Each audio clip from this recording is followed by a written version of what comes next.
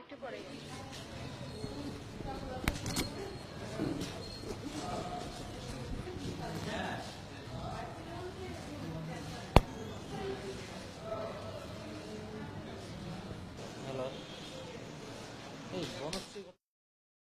বাড়িটি মোটামুটি সুষ্ঠুভাবে সম্পন্ন হয়েছে।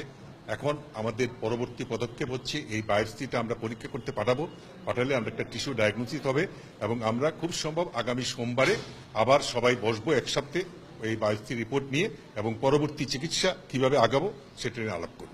এখন মুক্তামণি ভালো আছে, সুন্দর আছে, আপনারা সবাই দোয়া করবেন। আল্লাহর রহমতে খুব সুষ্ঠুভাবে এটা হয়েছে, এটাতে আর কি আমার প্রাণ ভরে গেছে। তো দেশবাসীর কাছে আমার এতটুকু প্রার্থনা বা এতটুকু দোয়া যে আমার বাচ্চার জন্য আপনারা সবাই প্রাণ খুলে দোয়া করবেন। আল্লাহ পাক রব্বুল আলামিন আপনাদের দোয়ার জন্য আমার বাচ্চাটাকে সুস্থ করে আবার আমাদের কোলে ফিরাই নিয়ে আসেন, এটাই আর কি।